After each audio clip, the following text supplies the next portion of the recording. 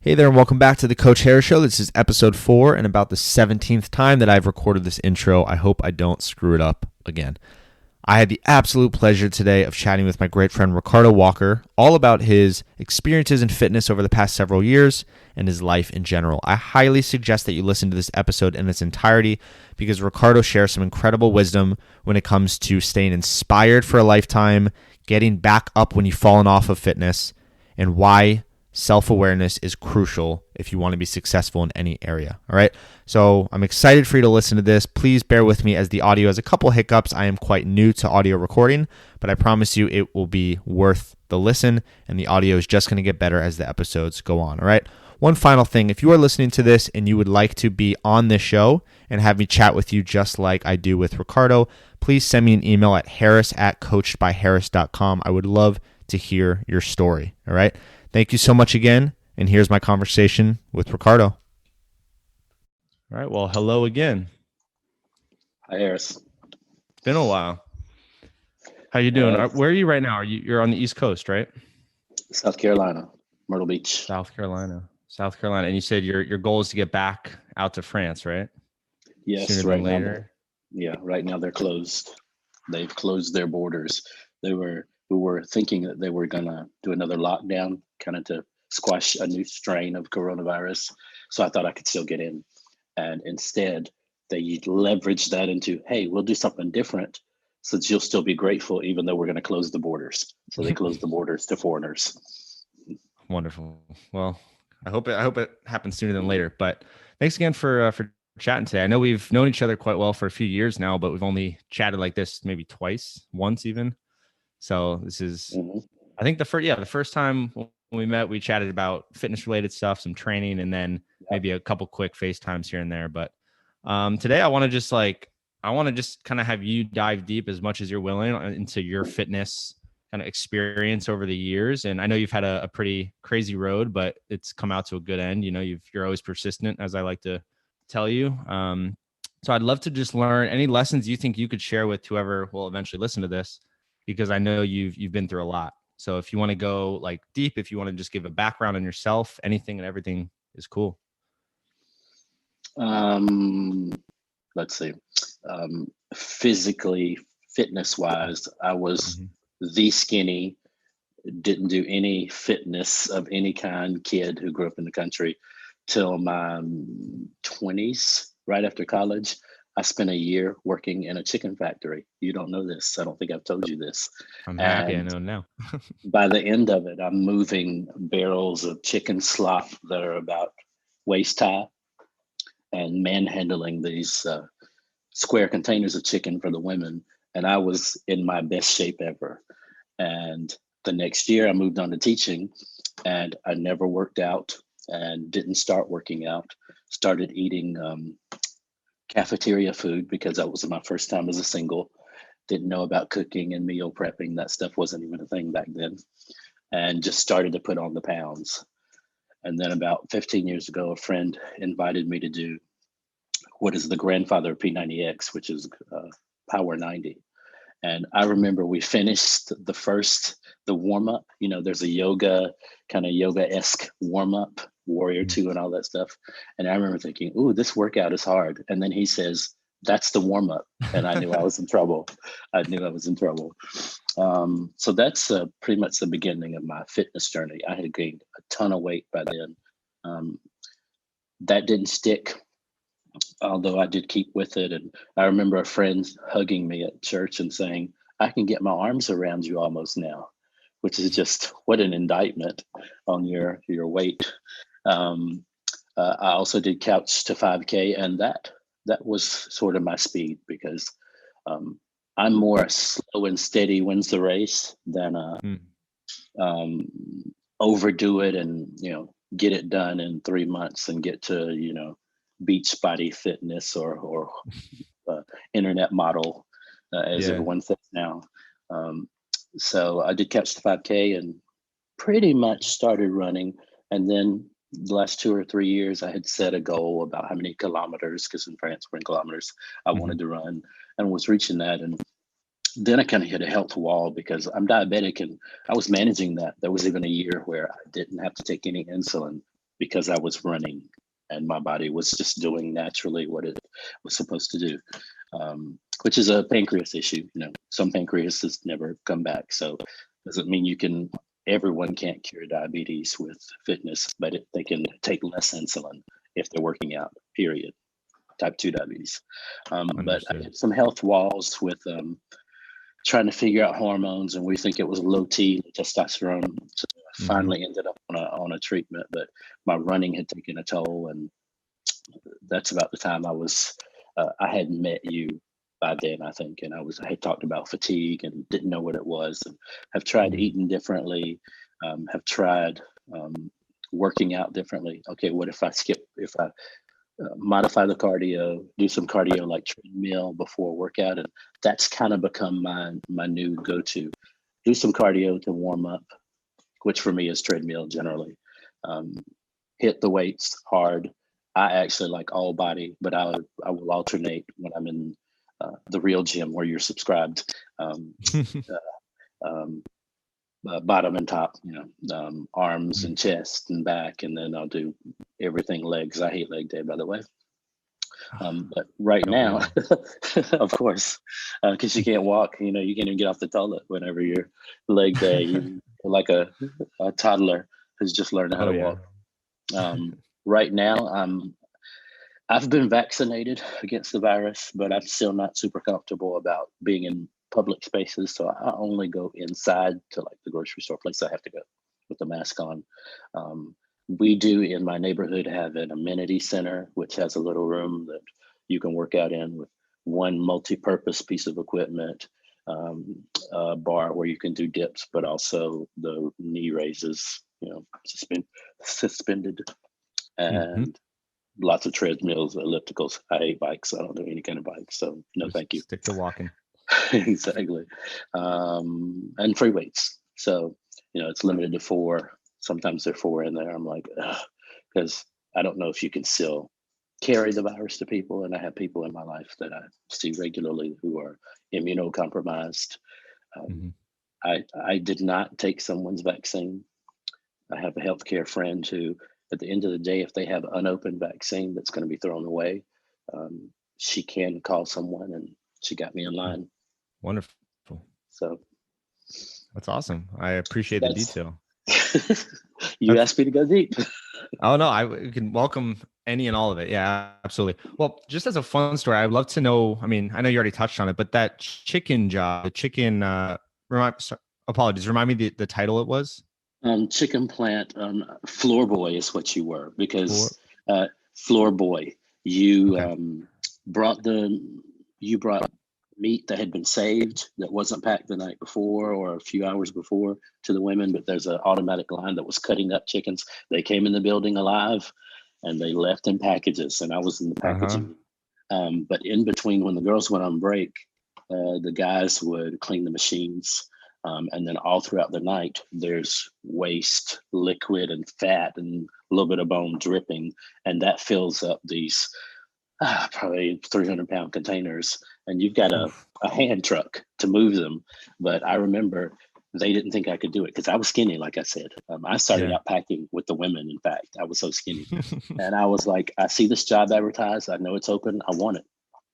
And that was probably one of the first times that I realized that I can do more than I thought I could do. And that's been probably the best part of your coaching, is we didn't say, but I won free coaching online from you. Somehow I found you on Instagram and followed you.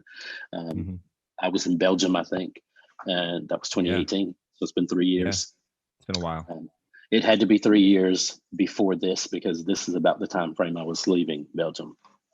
I remember that. The hoses were like fire hoses, because the water pressure was huge. I had to clean these machines, and you couldn't get close because it's boiling hot water, so it was hot. And you're essentially taking a fire hose and cleaning down the machines while the girls are gone. And there are like 3 or 4 of us doing that in different areas, so we don't get each other. And I did that for a year, and I was ripped afterwards. Oh yeah, honestly. You were 20 years old? Let's see. I graduated 89. That's 20.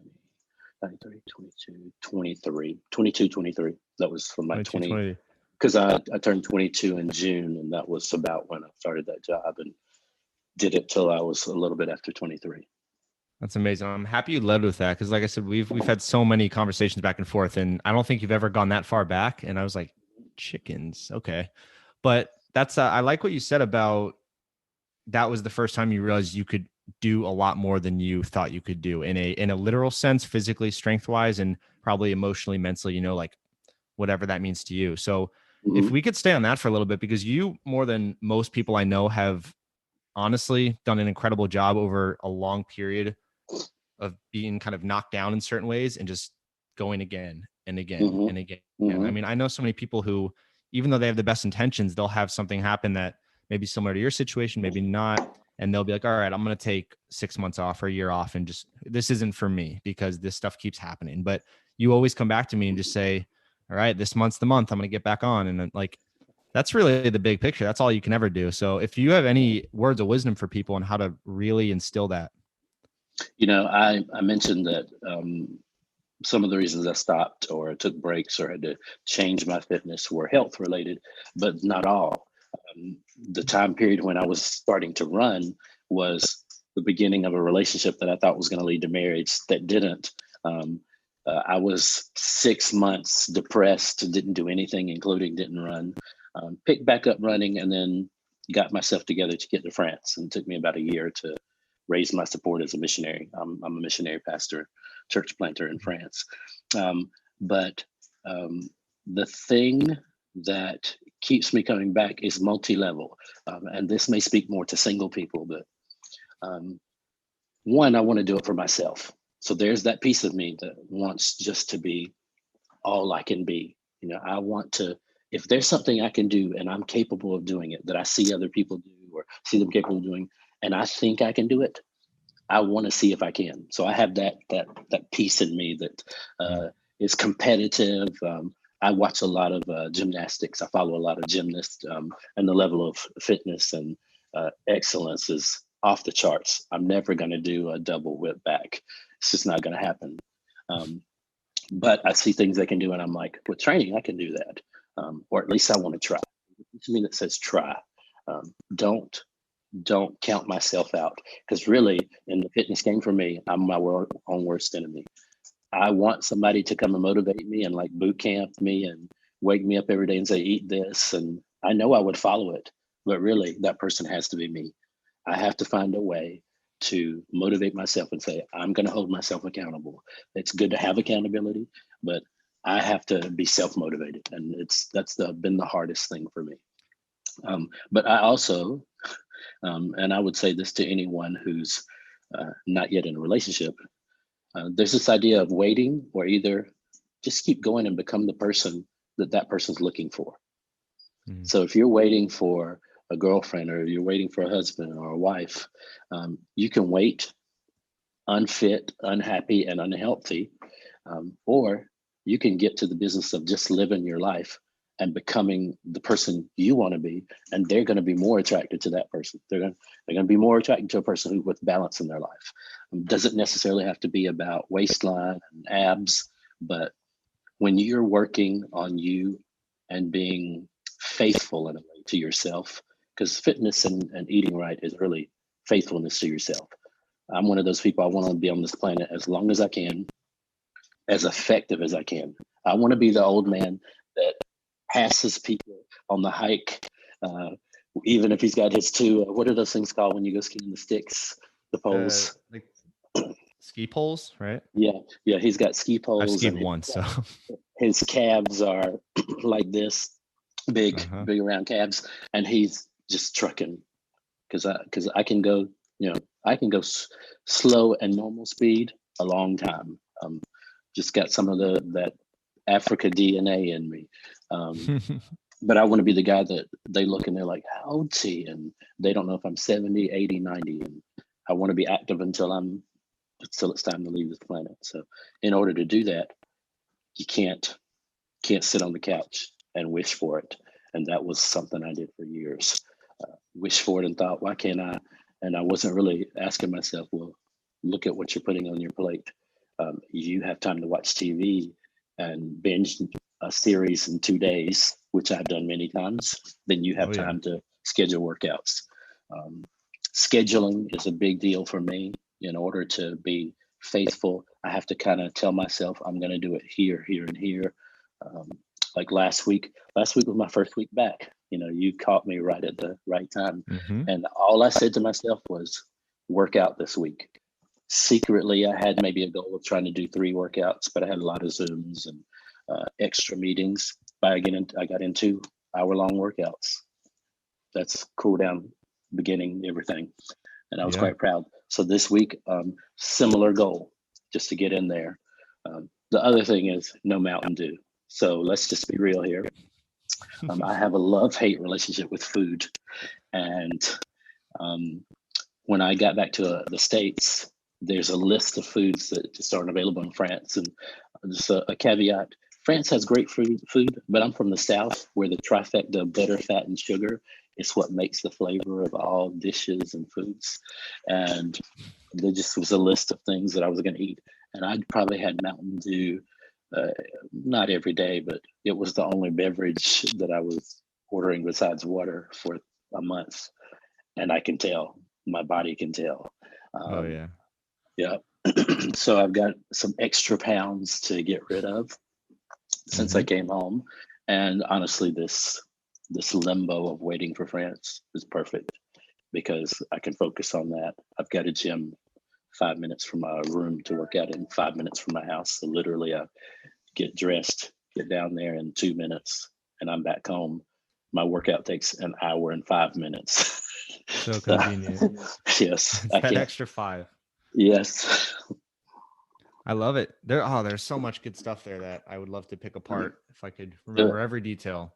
But something I think that comes out of everything you said that's so important is you keep getting back on and you keep giving it this try, and you're not even though you'd like to lose pounds and you'd like to look a certain way, of course, your main focus is always on the practice itself, on doing 2 workouts this Discipline. week, on doing the Yeah. same thing next week. You're Mhm. not letting the temptation of, is this workout directly doing this to my body, keep you from Yes. doing the actual activity. Regardless, I'm 100% confident you're going to keep trying this because you're mentioning yourself at 70, 80, 90 years old, trying to be Mhm. strong then for 100 years old, Exactly. trying to be strong for the people around you. So my question is, having that wise of an outlook on this stuff, thinking 30 years in advance, 40s in advance, wanting to always be strong, is that something you've always done when you were younger? Did you think like that about other areas of your life, or is that something you've learned more recently?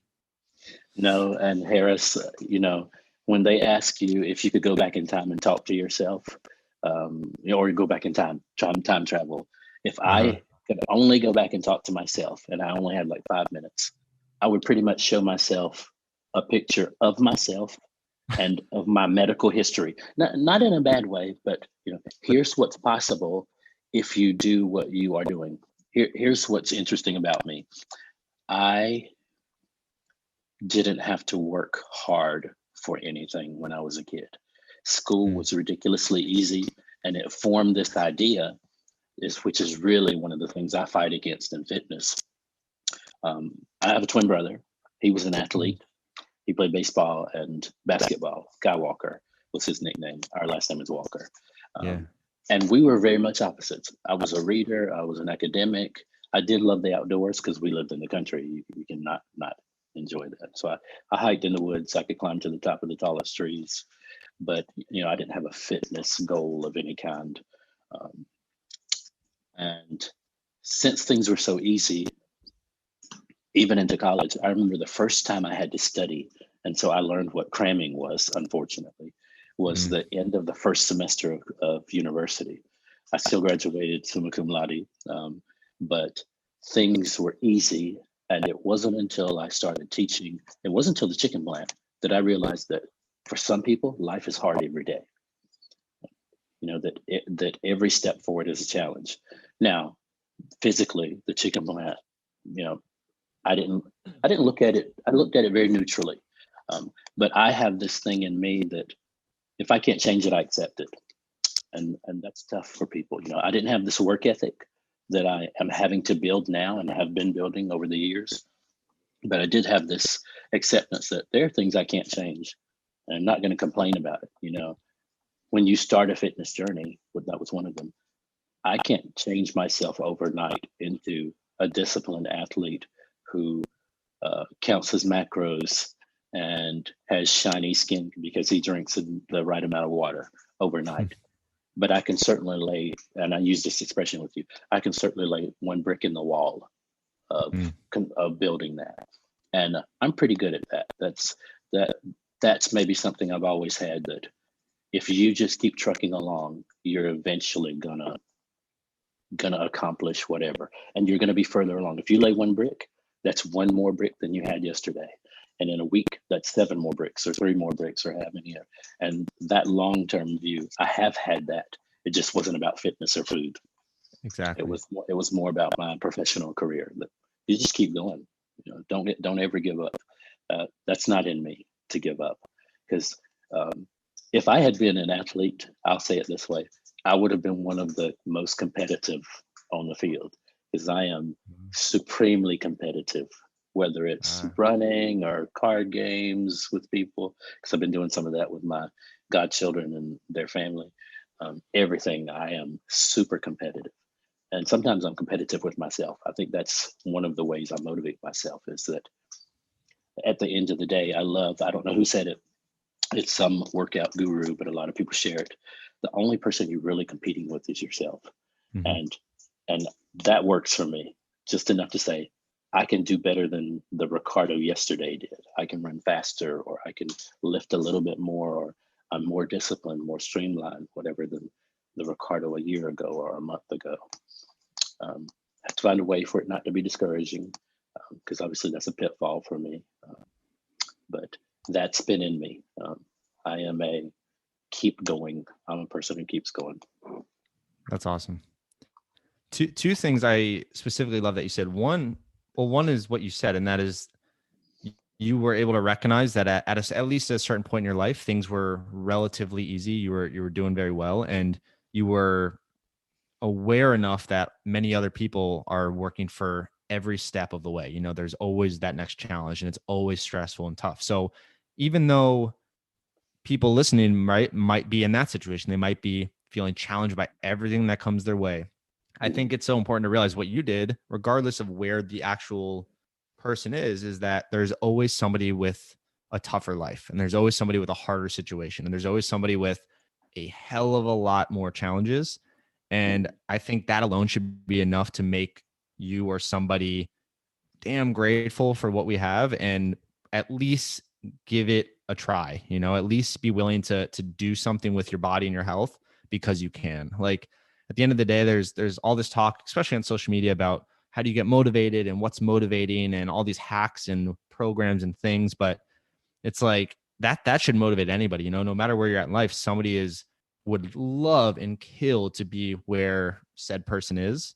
Yep. And you should take advantage of that. So I love that you were able to recognize that. And also just your level of self-awareness, because you said a lot of things today already where you admitted to not being so great at and having problem areas with, like the Mountain Dew addiction, the rest. But you also were very open about what you feel you're good at. You're good at doing certain things that maybe help you push forward. So can you talk maybe even deeper about why self-awareness is so important for people to have, like, at any age, and how they can maybe, if you have any idea of how somebody can become more self-aware and use their strengths to do whatever they want to do? I didn't know where or how this would come out. And when you do your podcast, you're going to put a trigger warning on this podcast for anyone who's been involved in any kind of abuse. So I don't know if we've had this conversation here. So I know you've probably seen it in some of my posts, because we mutually follow each other on Instagram. So self-awareness. My family was very silent. Both my parents were raised by their families, but never knew who their fathers were while they were being raised. So there was a level of secrecy and silence, and that creates a certain kind of parent. I love them. They've been together 50 years this January, so that was one of the reasons I came home. Wow, that's amazing. They've been together. But in our raising, there were not conversations. There was not a lot of physical affection. It was things got done. My mom was this compassionate person to the community, so I saw something I wanted to emulate. But in my family, there was a lot of silence. That's number one thing.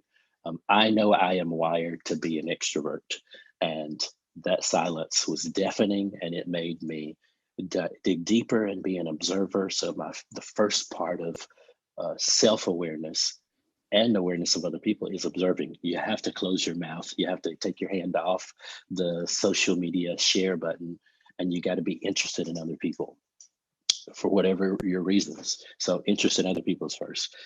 During that time, really young, there was some abuse by not close family members, but people known to our family. And what I think that did for me, and it does something different for everyone else, I was very unaware of my body after that, and even of the opposite sex.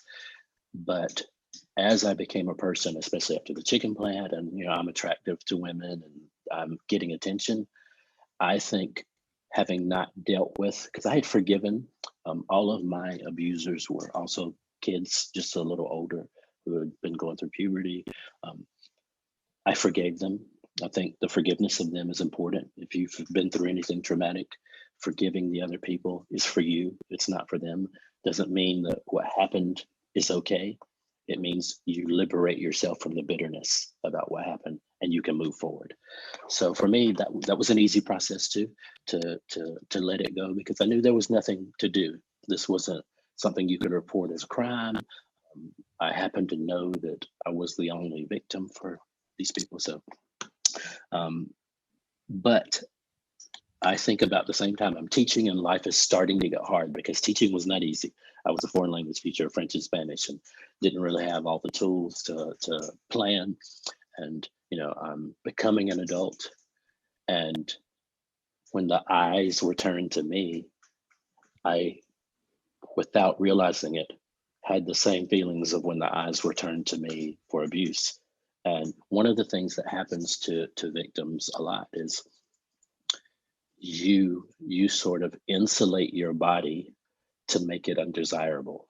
You're not doing it on purpose. You don't know that you're doing it. So it's why so often there's addiction involved in the lives of people like that, a numbing of the feelings and the memories. And for me, without knowing it, food was comfort. And as the pounds packed on, because they packed on slowly, I really didn't see it happen. I just woke up one day, I'm serious. And I know people are like, well, how do you know you're not fat? I mean, even my friends when I was at 240 were like, you're not fat, Ricardo. And I'm just being honest, for me, not for everybody, that was too much weight. But it came on slowly, and I was packing on the pounds so that people would only look at me a certain way. And then the stress would go away.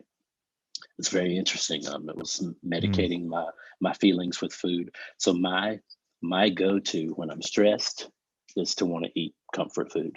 And comfort food is Southern, not sweets. You could take all the sweets off the planet and I wouldn't miss them.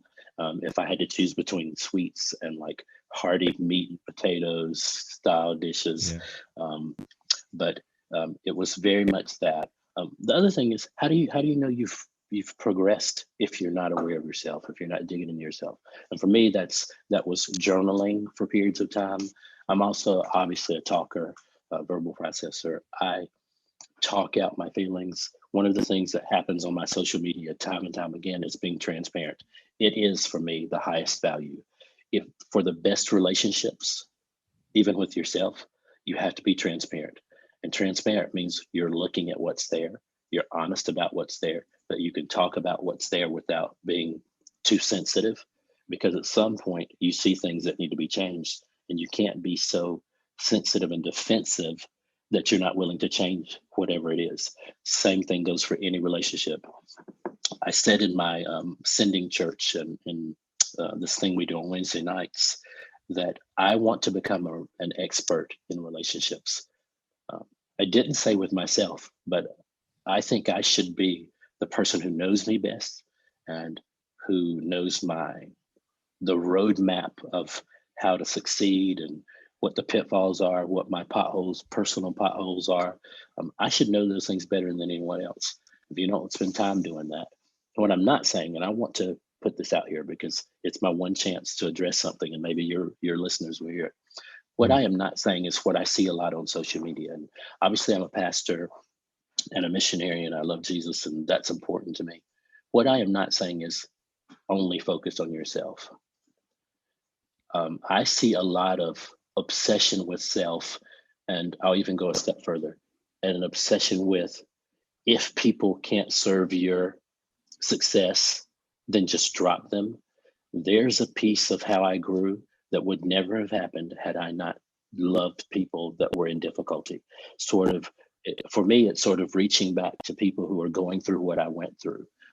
In a way, it's what you're doing all the time. You're helping people make a fitness journey, and that's so important. It is a kind of service, even if you get paid for it. I know your heart. And if you're out there and you're on the fence about a coach, Harris is the most encouraging person I've seen. And loyalty is a love language of mine. There are 5 love languages. Check them out. There's a book about it.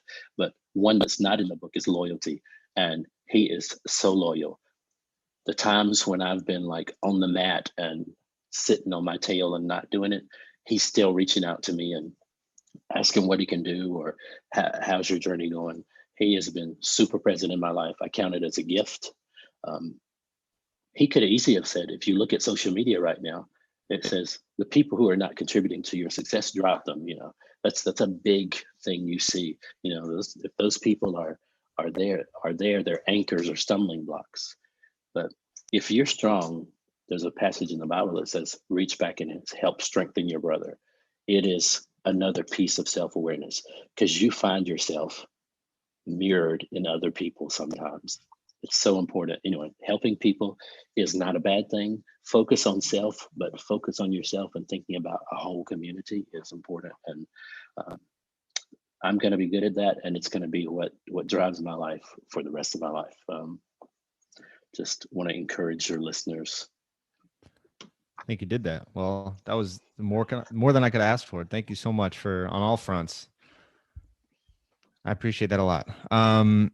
All right. So in the lens of fitness, I think just to kind of summarize, not that I could do that justice, everything you said, but to summarize is like, this is something I tell people a lot. And I tell myself this because I always have to remind myself is that our foundations are truly everything, right? Just as you mentioned, your analogy with putting a brick in the wall.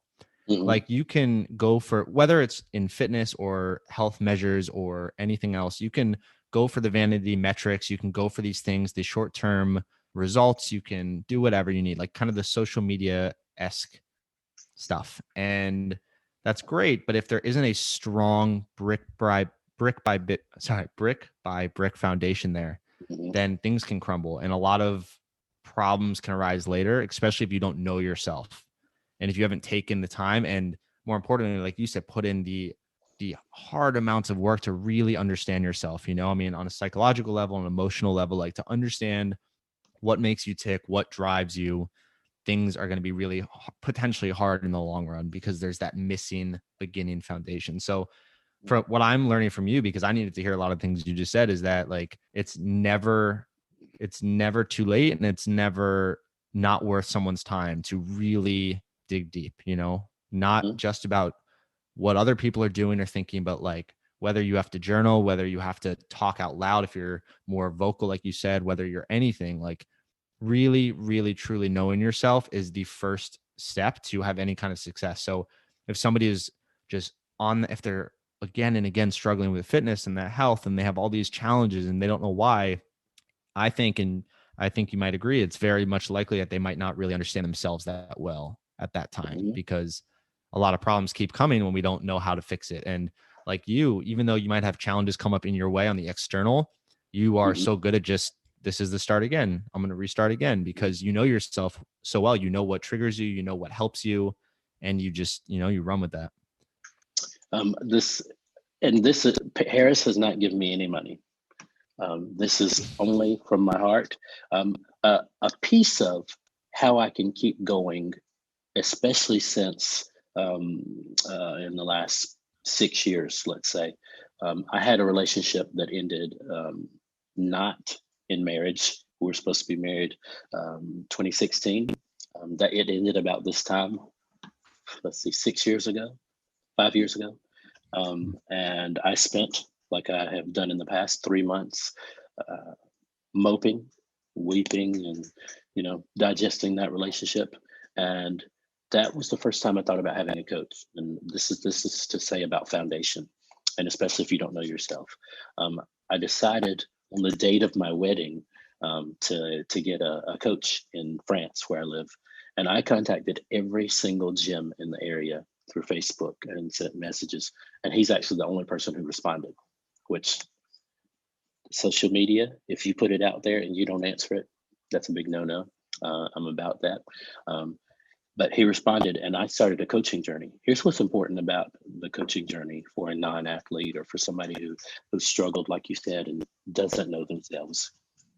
Even if it's just for a consultation, it is worth the money to have somebody uh, go through your habits with you, go through your challenges with you, like you and I did the first time, like we've done several times, like Mm. my coach Vincent there and I did, and to reevaluate that. Even if you don't do a weekly coaching, or 3 sessions a week with someone, it is worth it to go to someone who is good at fitness when you're not good at fitness, to figure out how to do that and to do it in a way that doesn't defeat you.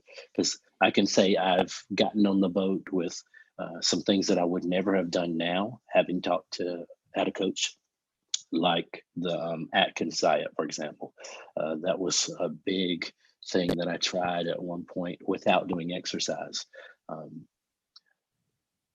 all that to say that when I look at my foundation is documenting my progress sometimes, which is something that you really encourage. I remember one of my favorite things was when you said just set a goal for what you want to do, however you want to do it, and we had those sheets that you printed out, and you just put the check mark. And there, Mhm. for me, there is so much satisfaction in just.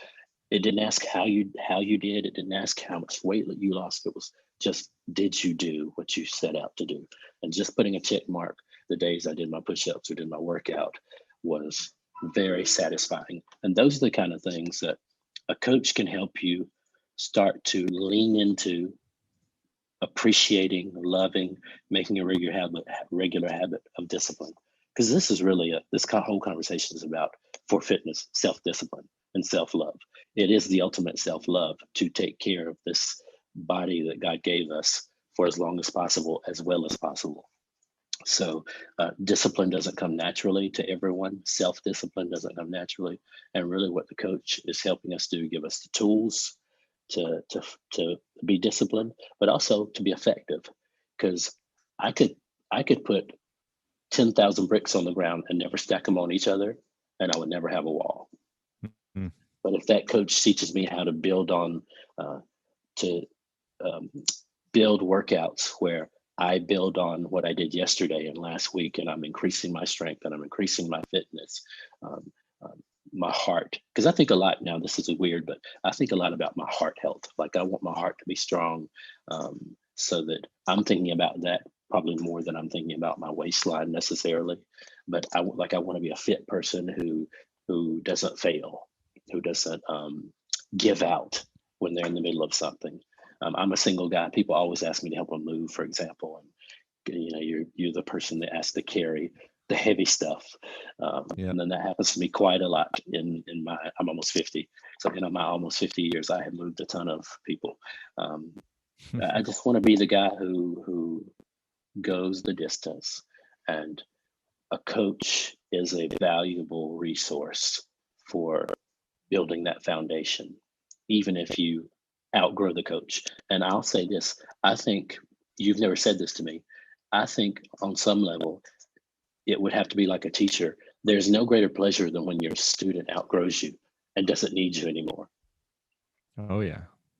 When you see someone succeed in their fitness journey to where they don't need a coach, I imagine that there's some satisfaction that you did your job. That's my ultimate goal, honestly. And I know I don't think I've said that to you, but we I think we get each other so much that you knew I would agree. I tell that to people. I say so. I'll bring it back, just not to digress too much, but I was at a weekend seminar once for coaching. It was all trainers and physical therapists and things like that. And the presenter put up a slide, and of course he was trying to grab some attention, and it worked. But there was one quote on the board, and it said, "I want my clients to fire me." And everyone was Mhm. like, "What kind of way is this to start your Mhm. presentation? I mean, what does that even mean?" And he went into it, and I mean, I already agreed, and now I agree even more, having learned and hearing what you're saying right now. And that is, in any industry, in anything, even if it's just a friend you're helping, like, the ultimate success for somebody is and should be when that person has maybe doesn't ever want to stay in contact. I'm not saying they have to separate from Right. your life, but Right. doesn't need you to be there with them all the time.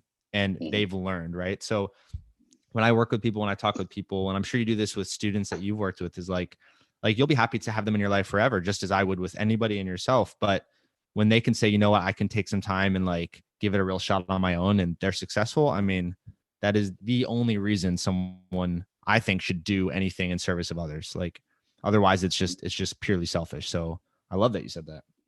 It's very interesting. I think there's a lot of overlap in our work because your work is about literally physical self discipline, and all of my work with it really centers around discipling. It centers around teaching somebody and hoping that they will get it so well that they'll be able to teach someone else. In fact, that's a passage out of the Bible. Um, the idea that you teach someone and they can teach someone else and they can teach someone else. That's the whole. That there's so much overlap in our work. Mm, I think that's one of the reasons we click because um, we are actively working ourselves out of a job with each person. With each person, we want them to be self-sufficient, to really, yeah, to be self-sufficient, and also to love that journey so much that they want to see somebody else make the same journey. So this isn't a yeah. plug for faith, but I think that is a plug for fitness because I think we have a pandemic of unfitness in the United States. I've lived in several countries of Europe, and it's not the same. Although they're catching up, waistlines and food choices are catching up. They're becoming American. Pizza and wings and Western Europe. all of our Super Bowl kind of food or party food. It's catching up over there, and it's sad Wow. to see. Um, but we've got a problem in this country with that, and so people who are out there preaching the good news of fitness and being available to help people make the fitness journey, they're gold in my book. And even if I ever fire you, which is not really going to happen, um, I love that you said doesn't mean you don't have to be in touch.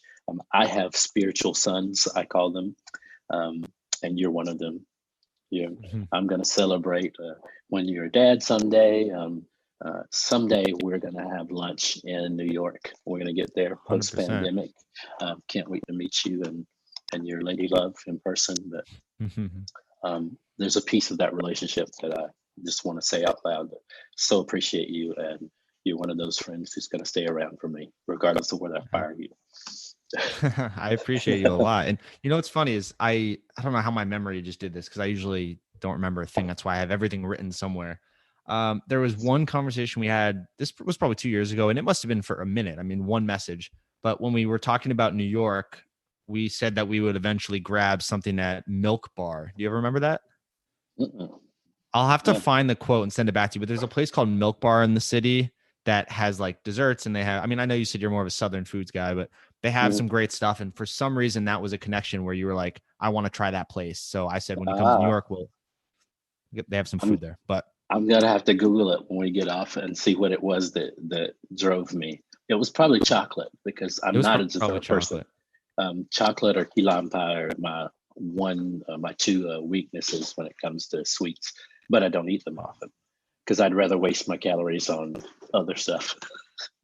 Macaroni and chicken and Southern Yes, foods. That's awesome. yes, yeah. But yeah, just I really love what you said today, totally. And what you just kind of got away from is like, again, bringing it back to something hopefully helpful for whoever's listening, is that any if there's any doubt in somebody's mind of if they should do something today for their health, if they should, and not in the traditional sense, like you got to grind and work out, and because that's not, I think, how it always should be or will be, but just moving, like taking advantage of the body that we're actually very, very lucky to have and to be able bodied. So if there's ever a doubt in somebody's mind of like how to get motivated and what to do and why we should do this if we don't want to do it, it's everything you've said today. It's like understanding we're doing it for ourselves, we're doing it because we're lucky enough to be able to do it. And if that's not enough, like for the people around you, I mean, you can, like you're by trade not a personal trainer or a fitness coach, but you have motivated me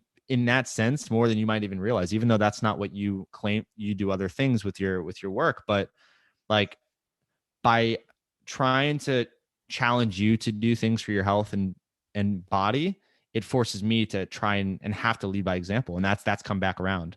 There's been Yes. many times when you've said you've fallen off and I was like, you know what? So have I, and I'll be the first one to admit it. You go do this and I'm going to do it myself. And I need to stick to that to push you. So it works completely in unison. And Mhm. like, my point is if somebody's listening and they're not feeling like they have real reasons to push themselves and to challenge themselves to be better, their spouse or their family member or their parents or their kids, like anyone close to them can directly benefit by them leading by example. And that's usually enough to get me out of bed to do something. If I realize like I could directly help somebody else, I think that's pretty Mhm. important. Touched on that many times. Another thing that you do well, that you address well, um, and maybe you do it for yourself well, is whether it's with eating or with working out. Like if you miss a workout, you're super great at communicating this idea. Don't beat yourself up. Just keep going. It's not like it's not like God's up there grading you on your workouts. And if you miss a workout, or if you eat that meal that had too many calories, or if you do that 5 days in a row, that God's going, okay, for forever, your fitness is screwed. No, nobody's doing Mhm. that. You know who's doing that actually? And this comes back to self-awareness. The person who is saying those things to you is you. You are the only person saying to you, ah, you failed and now you can't fix it.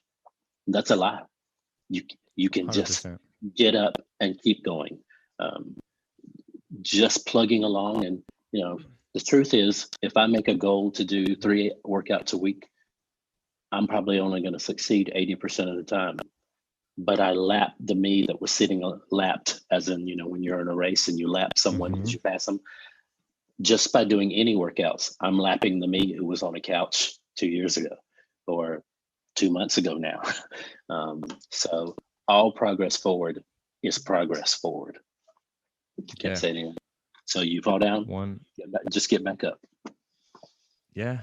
100%. And I think it's also important to recognize, like, while what you're saying is so true and it's stood by the actions you've taken and everything, I think a lot of times there'll be quotes on Instagram, on social media, on even just person to person that seems so catchy and cliche that they sometimes go unrecognized. People are like, you know what, that I hear that all the time, like, and they disregard it. But they're regular quotes for a reason, and that just get back up is the only way to do anything. I mean, anyone who's ever been successful has done that 1,000 times.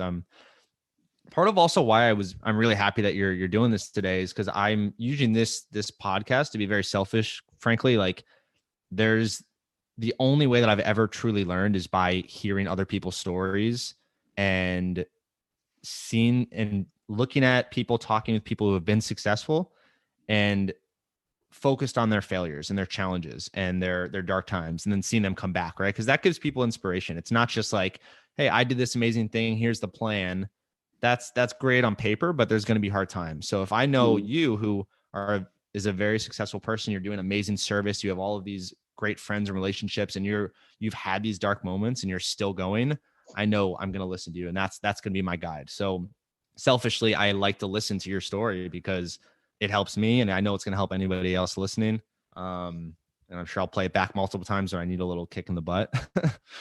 So it's very helpful there. But are there any people that maybe besides you or I, or people in your close circle, are there any other people like that have really inspired you in that way? Like, you've heard amazing stories from people. I'm sure there's countless, but It's so funny, Harris.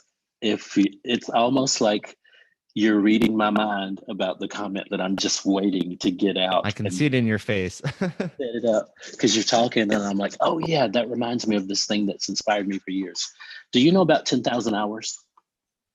The general rule, so to speak. Yeah. for becoming Mastery. good at something, mastery of something. And I Yes. remember seeing Michael Jordan talk about how many shots he's missed in order to make all the baskets he's missed in his lifetime, including his practices. He's missed more shots than he's made, but he got them rings. And if I were, because Yeah. I told you I have this piece that wants to be good at something. One of the things that is on my list to be good at is tennis. And I know it takes a certain level of fitness. I enjoy the sport. I enjoy watching. I'm so proud of my boy, Djokovic, who just won the Australian Open. Oh, Nine, baby. nice. Um, anyway, so I'm a big tennis fan, and I don't have the body yet where I can play tennis that just can do a whole match, but it's on my list. And secretly, I have this idea all through my fitness journey that it's not overnight, and that the things I want to be good at, it takes success and failure.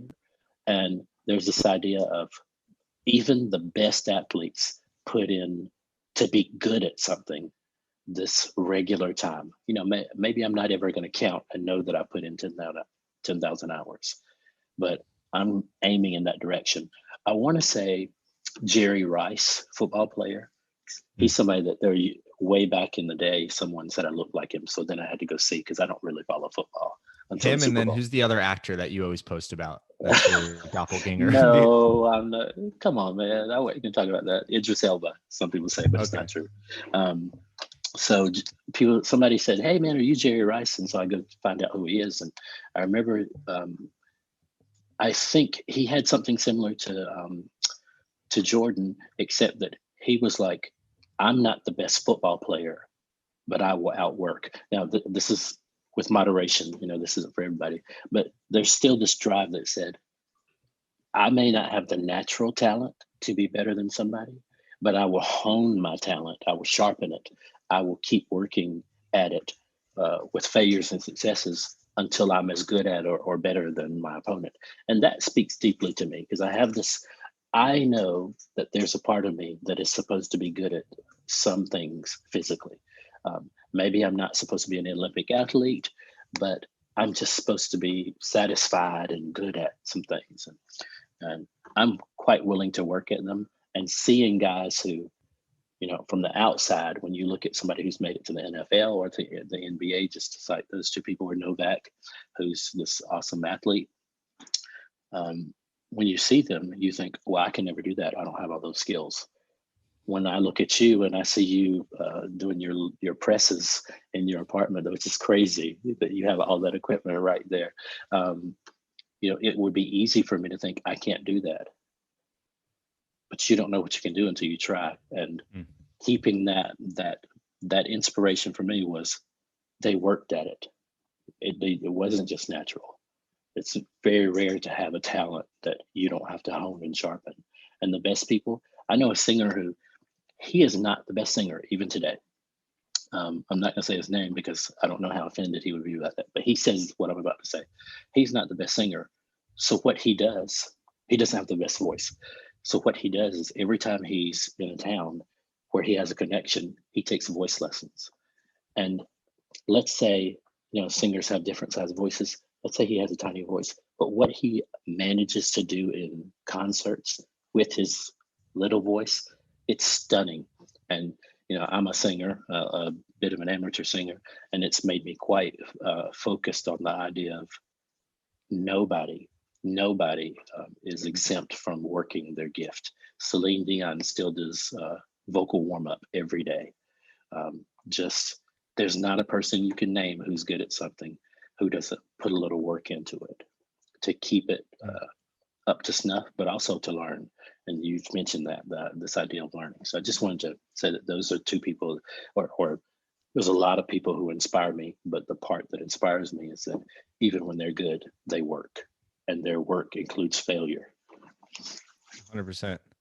I love that. And I think just also because I might be losing battery soon, we'll have to do this another time if you'd like. But I think to wrap up from what you just said is it really, really pushes the point that this is not a short-term thing, like our fitness goals are, because sometimes I even try to get more creative and use different terms than just like your fitness journey or these goals, because they're so overused that sometimes people push that away. They're like, yeah, yeah, yeah. But I'm like, both of us aren't really just talking about short-term fitness or changing your body or your physique for an event, because that's like the catchy stuff, the social media stuff. But this is for every other part of your life. I mean, the Mm-hmm. confidence and attitude that you have in your body is directly related to every other thing you do for yourself and for others. Yes. And Mm-hmm. that can directly be influenced by how you move, how you train, how you allow your lungs to work by running and walking, right? Mm-hmm. And that's a forever thing. I mean, even though you're very good at this, but some people think 70, 80, 90 years old is forever away. They don't have to worry about that now, but it's gonna Mm-hmm. happen. Mm-hmm. And like we have to make the choices if we want those years to be miserable or incredible. And Absolutely. past a selfish sense, right? Not just do we want to feel good when we're 80, but do we want to keep working our mission, right? Like you do so Mm-hmm. much service for others. I'm sure you want to be doing that until the day you die, Yes. not Yes. just for the next 10 years and then live on a beach. So if somebody wants to, I don't know Mm. what beach, I'm just maybe a kidding. beach. If you could virtually, you can help others and live on a beach. Yeah. That No. might be the future. But like if anybody, honest, like to be real, if anybody gives a crap about doing anything else for others in their work and their line of service, like that's going to be a lot easier to do for a lot longer if you are healthy and you have a solid attitude. And that Mm-hmm. comes from fitness. It's not just the fitness journey for 6 months, it's how Mm-hmm. you live your life. So Mm-hmm. I think looking at stuff right now, like if you're not in that place now, taking today to go internal, do like we did early, like we said earlier, and start to journal if you need, to talk to others, to talk to yourself, become self-aware and realize why this is so important, and like make everything you do from here on out about that long term. Um yeah, you said a lot of great stuff. You One last, motivated me. I want to leave you with one last thing, and Anything, it's please. the foundation of all of my mental fortitude and strength is I'm big picture, little picture. When we're planning or when things are going on, I want to know the little details that concern me, and I want to know what the big plan is. Um, in the same way, I'm worst case, best case scenario. When something's coming, I want to know what the best possible result is and what the worst possible result is. Like I need it to be realistic and to plan. Here's how what that's going to cost me, or here's how that might hurt. But I make it a practice to always hope for the best. I'm Mm, always aiming at the best. I mm-hmm. am a curator of hope, and I want people to think, hey, yeah, there's all of this range of things that can happen, but I can hope for the best. And if I aim it and hope for the best, I'm going to reach close to it. I love that. We should leave it there. I'm inspired. I'm serious. I mean, like I told you, that's the truth. Is I do this stuff because it, like the rest of my day now is going to be a little bit more energized because I'm getting this wisdom, and it's not just fancy quotes you see on a wall, but it's directly coming from somebody who has been through it and has a hell of a lot of wisdom. So I appreciate it a lot. Thank you, Ricardo. Love you, man. Thank you. Thanks for having We'll me. have to we'll have to do this again another time. I'd love to. And if there's anything else you think of, I'll be happy to do this again as soon as you want. We can keep it going. Absolutely. All right. Thank you so much, Ricardo. I'll talk to you soon, man. You too. Take care, man. Bye bye.